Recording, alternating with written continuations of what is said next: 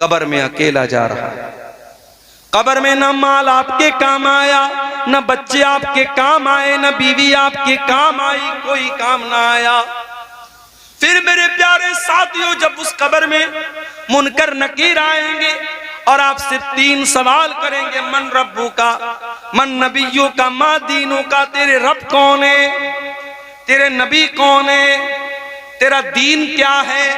इन 3 सवालों का जवाब, आपका ईमान अगर सही होगा, आपका अमल सही होगा, तभी इन 3 सवालों का जवाब आपकी जबान से निकलेगा, वरना जवाब भी नहीं निकलेगा। इन 3 सवालों का जवाब नहीं निकल पाएगा इंसान के जबान से अगर उसका अकीदा सही नहीं है, उसका ईमान सही नहीं है। इन 3 सवालों का जवाब वो नहीं दे पाएगा।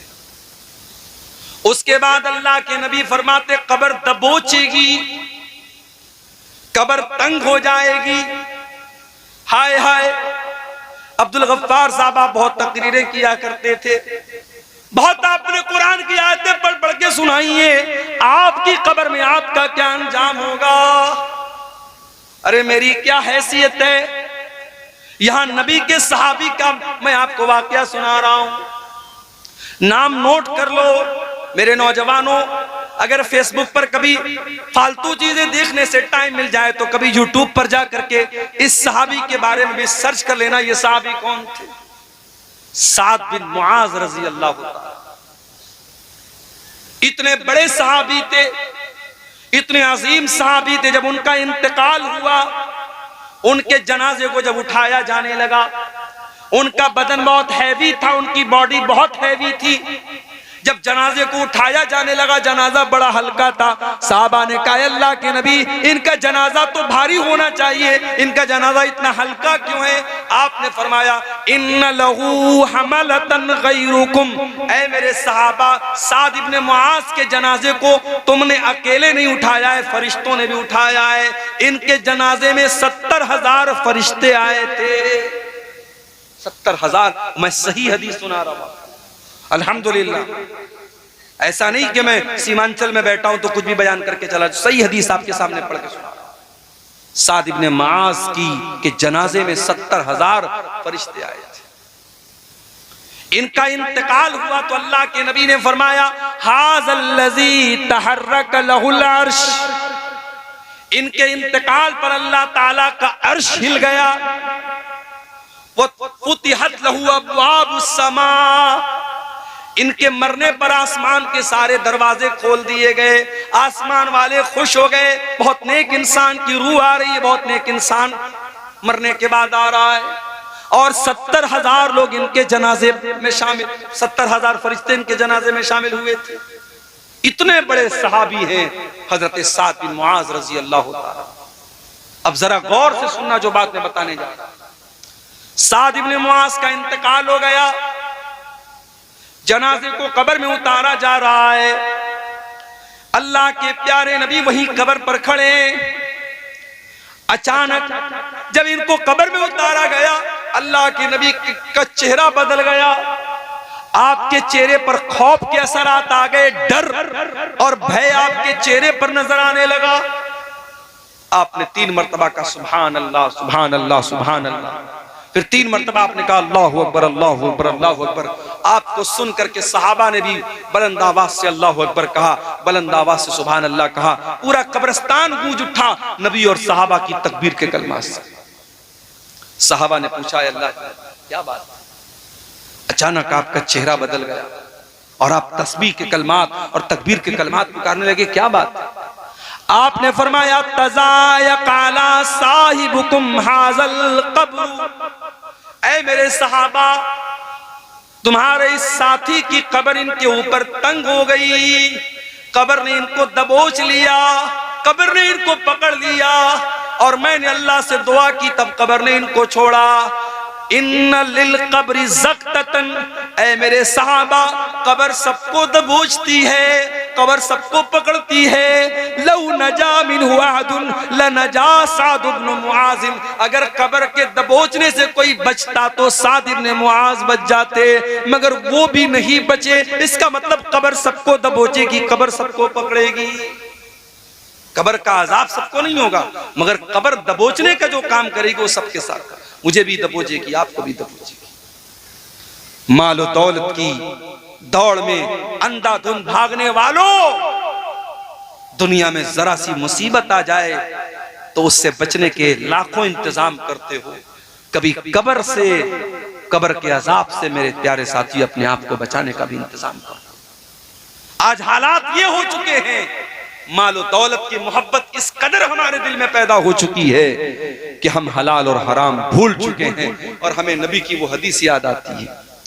क्या फरमाया अल्लाह के नबी ने, याती अलन्नासी ज़मानुन ला युबालिल मरउ मिन ऐन अखज़ल माल। एक ऐसा जमाना तुम पर आएगा जब लोग इस बात की परवाह नहीं करेंगे माल हलाल तरीके से कमा रहे या हराम तरीके से। हमारा नौजवान बिजनेस नहीं करना चाहता, हमारा नौजवान नौकरी नहीं करना चाहता, हमारा नौजवान मेहनत मजदूरी करना नहीं चाहता। वो चाहता है कि ड्रीम 11 पर जुआ खेल करके पैसा कमा ले, वो चाहता है कि IPL में सट्टा लगा करके पैसा कमा ले, वो चाहता है कि ओजोन नाम की कोई कंपनी आ जाए, मेटा ओजोन नाम की कोई कंपनी आ जाए, क्रिप्टो करेंसी के नाम से कोई कंपनी आ जाए और बैठे बिठाए पैसा लगा करके बैठे बिठाए रातों रात अमीर बन जाए। मेरे नौजवानों, अपने आप को काहिल मत बनाओ, अपने दिमाग को और अपने जिस्म को मेहनत पर लगाओ। इसी मुल्क में रतन टाटा का भी इंतकाल हुआ। बहुत छोटी सी शुरुआत की थी रतन टाटा ने और आज उनकी कंपनी का एक ब्रांड बन गया। सड़क पर मारुति की गाड़ी भी आती है, होंडा की गाड़ी भी आती है और टाटा की गाड़ी भी आती है। कभी आपने फर्क महसूस किया? टाटा की गाड़ी जब आती है लोग कहते भाई साहब टाटा की कंपनी, टाटा की गाड़ी मजबूती में बेमिसाल होती। मैं साउथ इंडिया में मैंने देखा कि लोग मारुति की गाड़ी नहीं खरीदते, 4 व्हीलर मारुति की बिल्कुल नहीं खरीदते। आंध्रा वगैरह में मैंने देखा। मुझसे लोगों ने कहा मौलाना कभी गाड़ी लेना टाटा की लेना, क्यों? बोले फैमिली के साथ आपको सफर करना है अगर हमेशा टाटा की गाड़ी लेना, क्योंकि टाटा की गाड़ी बहुत मजबूत होती है, बहुत परीक्षण होता है, बहुत जांच होती है, उसके बाद वो मार्केट में आती है। एक छोटी सी कंपनी खोली थी रतन टाटा ने, आज पूरे भारत का बड़ा ब्रांड बना। हम और आप भी ब्रांड बना सकते हैं मेरे साथ। हमारा भी कोई नौजवान अगर मेहनत और हिम्मत से काम ले, कल उसकी कंपनी का भी एक ब्रांड बन सकता है। और इस देश में हमने देखा मुकेश अंबानी, आज जिनके यहाँ शादी होती है तो करोड़ों खर्च करते हैं, उनके बेटे अनंत अंबानी की शादी होती है तो मीडिया में पूरा एक वावेला मच जाता है, साहब इतनी बड़ी शादी हो रही है। मुकेश अंबानी का बाप धीरू भाई अंबानी दुबई में लॉन्ड्री का काम करते हैं। लॉन्ड्री का मतलब समझते हैं? होटल में आप जब जाते हैं, होटल के कमरे में आपका कपड़ा अगर धुलने के लायक होता है तो होटल वाले आपसे वो कपड़ा ले लेते हैं, कुछ चार्ज आपको देना पड़ता है और वो कपड़ा धुला जाता है। उस कपड़े की धुलाई का काम करते थे कौन? मुकेश अंबानी के जो बाप थे जिनका नाम था धीरू भाई अंबानी।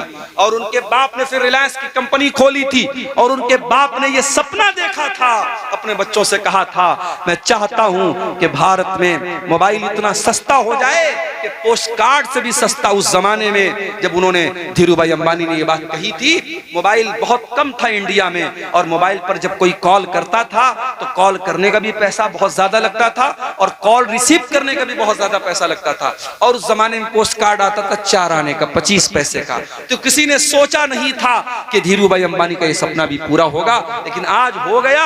आज तो आप रिचार्ज करा लेते हैं और अनलिमिटेड कॉल करते हैं। मेरे प्यारे साथियों, कारोबार करो, बिजनेस करो, हलाल तरीके से पैसा कमाओ। बहुत रास्ते हैं, ये सूद का धंधा न करो, ये ब्याज का धंधा न करो, ये हराम के रास्ते न अपनाओ। मेरा रब कुरान में कहता है इन्नल्लज़ीना यअकुलून रिबा ला यक़ूमून इल्ला कमा यक़ूमुल्लज़ी यतखब्बतहु शैतानु मिनल मस।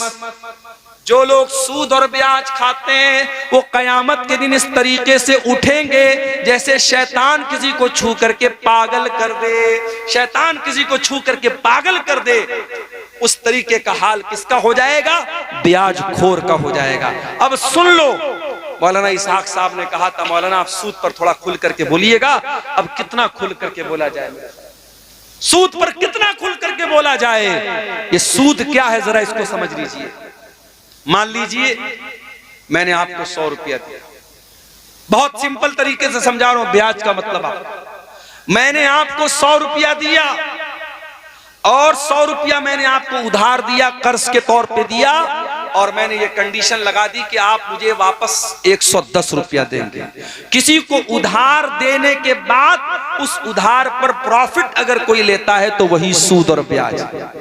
अगर मैंने आपको जमीन अपनी दे दी, जमीन मैंने आपको कर्ज के तौर पर दी, और उसके बाद जब वापस मैंने आपसे जमीन ली तो कुछ पैसा भी मैंने ले लिया या कुछ खेती बाड़ी में भी मैंने ले ली। अगर अपने सामान चाहे अपने कर्ज के तौर पे दिया हो या पैसा दिया हो, उस कर्ज के ऊपर कोई प्रॉफिट अगर आप ले रहे हैं तो वही सूद और ब्याज है। बिल्कुल क्लियर समझो। जैसे मुंबई वगैरह में एक शक्ल है, लोग मकान को क्या करते हैं, हैवी डिपॉजिट पर देते हैं। फजीलतुल शेख हजरत मौलाना मनीरुद्दीन साहब बंगाल डेरपुटिया साहब अपने क़यामगाह से निकल चुके हैं, कुछ ही देर में डाइस पे तशरीफ फरमा होंगे। मेरी माओ और बहनों से गुजारिश है कि अभी घर ना जाएं, जिसके इंतज़ार में आप बैठी हुई थी वो बस चंद लम्हे में स्टेज में तशरीफ फरमा होंगे। मुंबई वगैरह में ये शक्ल राइज है कि लोग क्या करते हैं कि जमीन जो है हैवी डिपॉजिट पर देते हैं। मान लीजिए मेरे पास जमीन है, घर है, और आप मेरे पास आए, मौलाना साहब मैं आपका घर लेना चाहता हूं, रहना चाहता हूं। मैंने कहा ठीक है भाई, तुम 1 लाख रुपया दे। अब 1 लाख रुपया आपसे मैंने ले लिया और घर आपको मैंने दे दिया, आप रह रहे हैं मेरे घर में।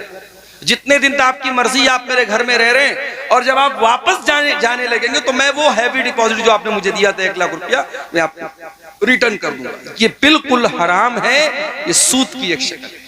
बिल्कुल क्लियर इसको समझ लीजिए।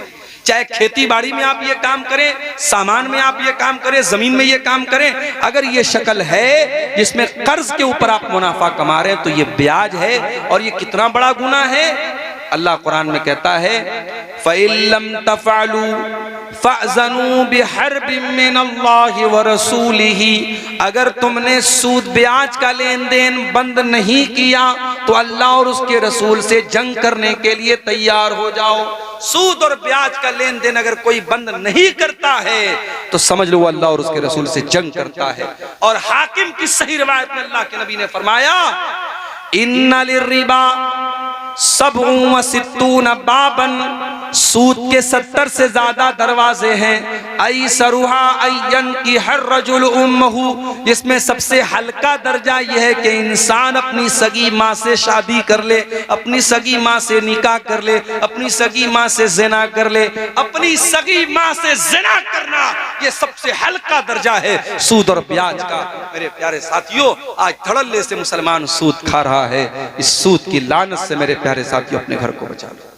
और याद रखो अल्लाह कुरान में क्या कहता है, यमहकुल्लाहु रिबा व युर्बिस सदकात, अल्लाह सूद को मिटाता है, अल्लाह सदका खैरात में इजाफा करता है। आपने सूद के जरिए ऐसा लगता है कि आप पैसा कमा रहे हैं, माफ कीजिए आप पैसा कमा नहीं रहे बल्कि आप पैसा डुबा रहे हैं। आप अपने पैसे की बरकत को मिटा रहे हैं, आप अपने घर का सुकून मिटा रहे हैं, आप अपनी दुआओं का असर मिटा रहे हैं। जिस घर में हराम कमाई आएगी उस घर की दुआ भी कबूल नहीं।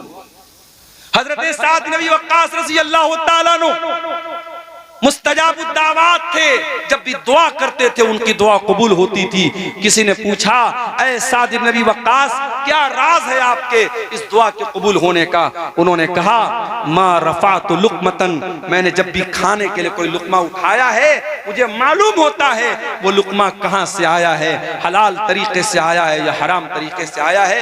मुझे अपनी कमाई का हिसाब मालूम होता है, मुझे अपने लुक़मे का हिसाब मालूम होता है। ये वजह थी हजरत साद की दुआओं के कबूल होने की। मेरे प्यारे साथियों, आज हमारी दुआएं क्यों हमारे मुंह पर मारी जा रही हैं? क्यों आज हमारी मस्जिदें, हमारे मदरसे, हमारे जानो माल पर आज आफतें ही आफतें हैं और हम इतनी दुआएं कर रहे और हमारी दुआएं कबूल नहीं हो रही हैं? कहीं ऐसा तो नहीं कि हमारी कमाइयों के हराम होने की वजह से ऐसा हो रहा है? वो हदीस भी अपने सामने रखिए, सही मुस्लिम की वो हदीस जिसमें अल्लाह के नबी ने फरमाया अल्लाह ताला पाक है और पाक ही चीज को कबूल करता है। अल्लाह ने अपने रसूलों को भी इसी बात का हुक्म दिया, या अय्युहर रसूल कुलू मिनत तय्यिबाति वअमलू सालिहा, ऐ मेरे रसूलों पाक और हलाल चीजें खाया करो। और अल्लाह ने ईमान वालों को भी यही हुक्म दिया, या अय्युहल्लज़ीना आमनू कुलू मिन तय्यिबाति मा रज़क़नाकुम कुलू मिन तय्यिबात कुलू मिम्मा फिल अर्ज़ि हलालन तय्यिबा, ऐ ईमान वालों जो जमीन में हलाल चीजें हैं वो तुम खाओ। ईमान वालों को भी हलाल खाने का हुक्म दिया और रसूलों को भी हलाल खाने का हुक्म दिया। उसके बाद अल्लाह के प्यारे नबी फरमाते हैं, एक इंसान बड़ा लंबा सफर करके आता है, उसके बाल परा गंदा हो जाते हैं, उसके कपड़े मैले कुचैले हो जाते हैं, और वो हाथ उठा उठा के दुआ करता है, या रब्बी, ऐ मेरे रब कह के दुआ करता है। वो मत अमहू हराम, लेकिन उसका खाना हराम कमाई का, उसका पानी हराम कमाई का, उसका लिबास हराम कमाई का। फअन्ना युस्तजाबु लिज़ालिक, ऐसे इंसान की दुआ कहां से? हमारे यहां हराम कमाई का एक तरीका और भी, रिश्वत के जरिए पैसा कमाना। बहुत सारे लोग क्या करते हैं, दूसरे की जमीन हड़प ली, दूसरे का खेत हड़प लिया, अदालत तक मामला गया, उन्होंने वकीलों को रिश्वत दे करके, पुलिस वालों को रिश्वत दे करके अपने हक में, अपने फेवर में फैसला कराया। कान खोल करके सुन लो, रिश्वत के जरिए किसी का हक खाने वाला वो भी हराम खोर है। अल्लाह कुरान में कहता, वला ताकुलू अमवालकुम बैनकुम बिल बातिल, ऐ लोगो, ऐ ईमान वालो, एक दूसरे का माल नाजायज तरीके से न खाया करो। व तुदलू बिहा इलल हुक्काम, और अपने मामले को हाकिम के पास न लेके जाया करो। लिताकुलू फरीक़म मिन अमवालिन नास बिल इस्मि व अंतुम तालमून, जानबूझ करके दूसरों का माल नाजायज तरीके से खाने के लिए हाकिम के पास, अदालत के पास, जज के पास, वकील के पास अपने मामले को न लेके जाया करो। अल्लाह के नबी के पास भी लोग मसला लेकर के आते थे, आपने फरमाया, इन्नमा अना बशर, मैं इंसान हूँ। हो सकता है दो लोग मेरे पास अपना मामला लेकर के आए और एक आदमी बहुत चिकनी चुपड़ी बात करने वाला हो, उसकी बात में बड़ी मिठास हो, और मैं उसके हक में, उसके फेवर में फैसला कर दूं। दो लोग मेरे पास कोई चीज लेकर के आए हैं, दो लोग मेरे पास कोई चीज लेकर के आए हैं, और एक इंसान की बात में बड़ी चिकनी चुपड़ी बात है, बड़ा लहन है, और बहुत अच्छे तरीके से वो बात करता है। हो सकता है मैं उसके हक में फैसला कर दूं। अगर मैं ऐसा करता हूं, क्या ऐलान करना है कोई बच्ची का? ये स्टेज पर कोई बच्ची देखिए सामने है, रो रही है, और पीले रंग का फ्रॉक पहने हुए, जिन भाई की बच्ची हो उसकी जो भी माँ है या बाप इस जलसे में आए हो, ले जाएं। बच्ची बहुत परेशान है, 2 घंटे से रो रही है। स्टेज पर मौजूद है, माँ और बाप जो भी होंगे यहाँ आके ले जाएं उसको। तो अल्लाह के नबी क्या फरमा रहे मेरे प्यारे साथ, कि चिकनी चुपड़ी बात करने वाले की बात सुन करके अगर मैंने उसके फेवर में फैसला कर दिया, और वो उसकी जमीन नहीं थी, उसका माल नहीं था, गलत फैसला मैंने अगर कर दिया, मैं इंसान हूं, मुझसे गलती हो सकती है, अगर मैंने ऐसा फैसला कर दिया है तो वो ये न समझे कि मैं उसको जमीन दे रहा हूं। इन्नमा अक़तउ लहू क़ितातम मिनन नार, मैं उसको जमीन का टुकड़ा नहीं दे रहा हूं, मैं उसको जहन्नम की आग का टुकड़ा दे रहा हूं। ओ लोगो, दूसरे की जमीन, दूसरे का खेत, दूसरे का माल नाजायज तरीके से अगर हड़प रहे हो, दुनिया में उस हक को दे दो, दुनिया में उसका हक दे दो, वरना जहन्नम का टुकड़ा लेना पड़ेगा क़यामत के दिन। अल्लाह के नबी कह रहे हैं, मैं उसको जहन्नम का टुकड़ा देगा। इतना खतरनाक मामला है मेरे प्यारे साथी। इसलिए हराम कमाई की जितनी शक्लें हैं, ये जुआ की भी बहुत सारी शक्लें चल रही हैं। और अभी तो मुझे बाज लोगों ने बताया कि कब्रिस्तान तक में लोग बैठ करके जुआ खेलते हैं। कब्रिस्तान जो इबरत की जगह है, मुर्दों के दफनाने की जगह है, वहां पर भी बैठ करके लोग जुआ खेलते हैं। दिल इतना कठोर हो चुका है, जुआ खेलने के नए नए तरीके अपनाए जा रहे हैं, शराब पीने के नए नए तरीके अपनाए जा रहे हैं, नशा करने के नए नए तरीके अपनाए जा रहे हैं। याद रखो मेरे प्यारे साथी, नीतीश कुमार जी शराब पर पाबंदी लगाएं या न लगाएं, बिहार की गवर्नमेंट शराब पर पाबंदी लगाए या न लगाए, आपके इलाके की पुलिस शराब पर बैन लगाए या न लगाए, मोहम्मद रसूलुल्लाह 1400 साल पहले शराब पर बैन लगा चुके हैं। मेरा रब कुरान में लगा चुका है और अल्लाह कुरान में आयत नाजिल कर चुका है, या अय्युहल्लज़ीना आमनू इन्नमल खम्रु वल मैसिरु वल अंसाबु वल अज़लामु रिज्सुम मिन अमलिश शैतान। ऐ ईमान वालो, शराब और जुआ गंदी चीज है, शैतान का काम है, इनसे बचो तभी तुम कामयाब हो सकते हो। इन्नमा युरीदु शैतानु अन युक़िया बैनकुमुल अदावत वल बग़ज़ा फिल खम्रि वल मैसिर। जहां शराब आएगी, जहां जुआ आएगा, वहां लड़ाई होगी, वहां झगड़े होंगे। कितने मर्डर हो जाते हैं आज, कितने कत्ल हो जाते हैं इस शराब की वजह से और इस जुए की वजह से। भारत सरकार का डाटा बता रहा है, भारत सरकार की और रोड का जो मंत्रालय है, परिवहन मंत्रालय, वो बताता है कि भारत में रोड एक्सीडेंट्स की सबसे बड़ी वजह क्या है? नशा है, शराब है। इसीलिए आप किसी बड़े शहर में चले जाएं, दिल्ली में, मुंबई में, रात में अगर आप 4 व्हीलर पे निकलेंगे, कार पे निकलेंगे, बार बार पुलिस वाले चेक करते हैं कि कहीं ड्राइवर शराब तो नहीं पी के आया है। कितने हादसे होते हैं शराब की वजह से। मेरे प्यारे साथियों, जिस चीज को इस्लाम ने हराम करार दे दिया है, वो चीज हमारे लिए कभी भी फायदेमंद नहीं हो सकती है। ये शराब और ये जुआ हमारी कौम को बर्बाद कर रहा है। और अब तो शराब तो बहुत छोटी चीज हो गई मेरे साथियों, अब तो आपका नौजवान ड्रग्स ले रहा है, ऐसा ऐसा पाउडर इस्तेमाल कर रहा है कि आप सोच नहीं सकते हैं। मुंबई के बाज इलाकों में मुझे भाइयों ने बताया, वहां एक पाउडर आता है, उसको एमडी बोलते हैं, बड़ा खतरनाक किस्म का नशा होता है। और जो नौजवान एक बार उस नशे का आदी हो जाता है, फिर वो नशा छोड़ना उसके लिए बहुत मुश्किल होता है। और इतना खतरनाक वो नशा है कि पूरी बॉडी को, पूरी अंतड़ियों को गला के खत्म कर देता है। हमारे नौजवान गुटखा खाते हैं। गुटखा, मैं ये नहीं कहता कि जो मसला शराब का है वही मसला गुटखा का है। शराब अपनी जगह है, गुटखा अपनी जगह है, मगर हराम तो गुटखा भी है ना। क्यों? इसलिए हराम है।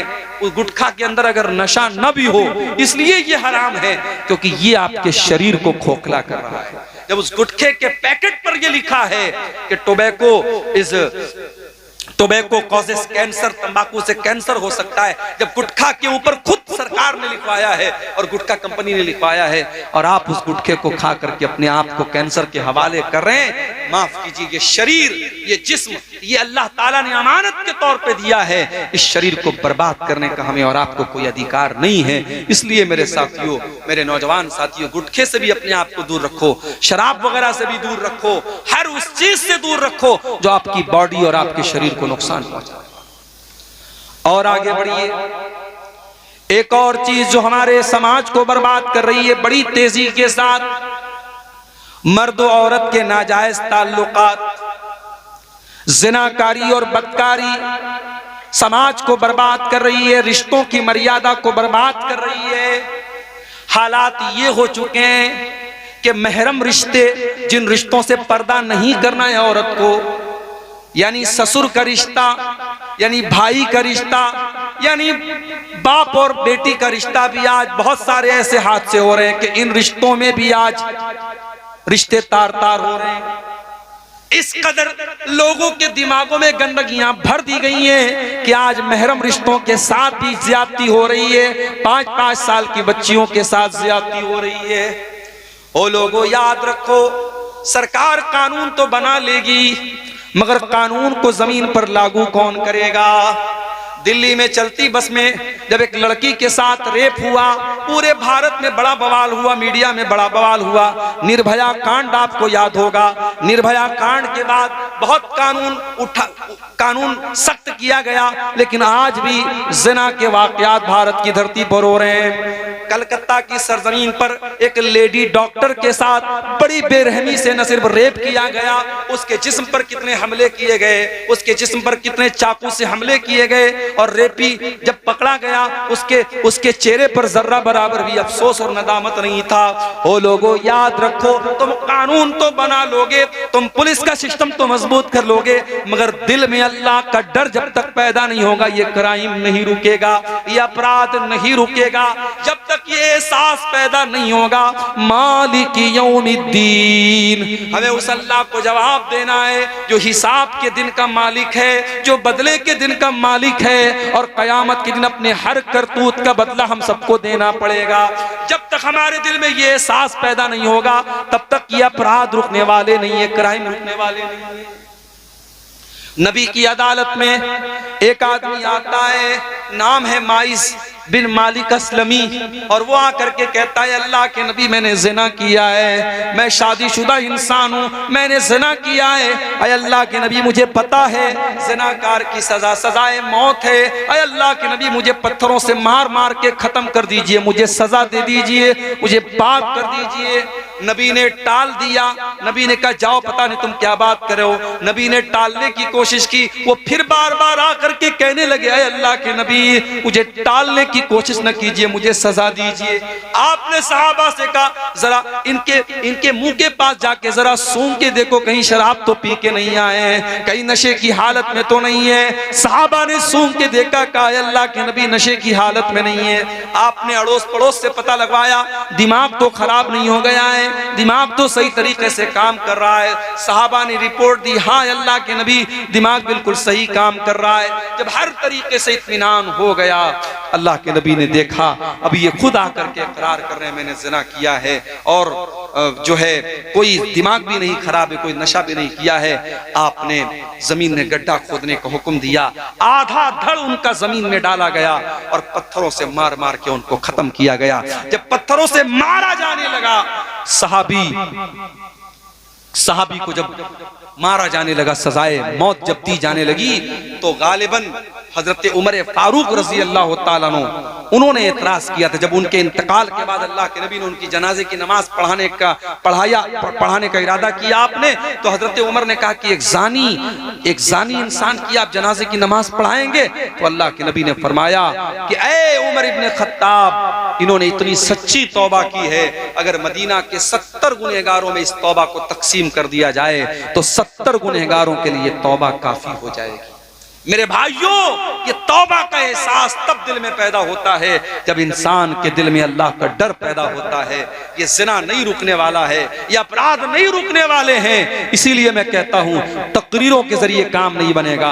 अपने बच्चों को बचपन से अल्लाह का खौफ उनके दिल में पैदा करो, अपने बच्चों को ऐसी तरबियत दो, आपकी बेटी जब घर से निकले तो सिर्फ ये सोच करके पर्दा ना करे कि मेरे माँ ने कहा है, मेरे बाप ने कहा है, वो ये सोच करके पर्दा करे कि मेरे रब ने कहा है, मेरे कुरान ने कहा है, मेरे नबी ने कहा है। और जब ये सोच करके वो पर्दा करके निकलेगी तो मुस्कान नाम की वो लड़की कर्नाटक की सरजमीन पर, जिसके नकाब पहन करके निकलने पर उसके सामने बदतमीजी की गई और उसने अल्लाह अकबर की आवाज बुलंद की थी, वो हमारी बेटी और बहनें मेरे प्यारे साथियों तब पैदा होंगी जब आप उनकी सही तरबियत करेंगे, अल्लाह का खौफ उनके दिल में पैदा करेंगे।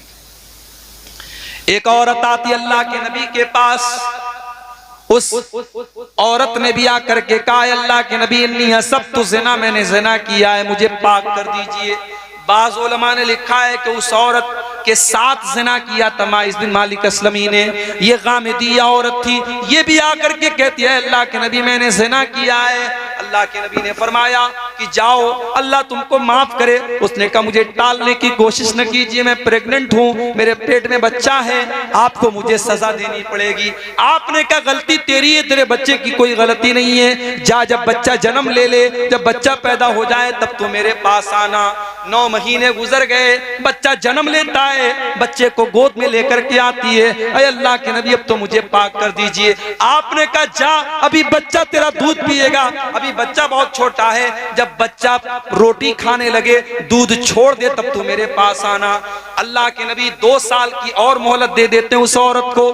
2 साल के बाद वो आती है, जब बच्चे के हाथ में रोटी का टुकड़ा ले लेता है बच्चा, बच्चे के हाथ में रोटी का टुकड़ा है और बच्चे को गोद में लेके आती है, अरे अल्लाह के नबी मेरा बच्चा दूध छोड़ चुका है, रोटी खाने लगा है, अब तो मुझे पाक कर दीजिए। उस औरत के लिए भी अल्लाह के प्यारे नबी जमीन में गड्ढा खुदवाते हैं और उस औरत को भी पत्थरों से मार मार के खत्म किया जाता है।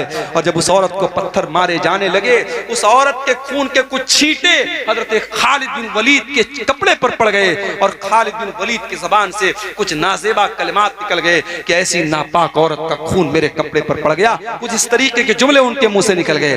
अल्लाह के नबी ने फरमाया, महलन या खालिद, ऐ खालिद खबरदार, अपनी जबान को कंट्रोल करो, अपनी जबान को लगाम दो।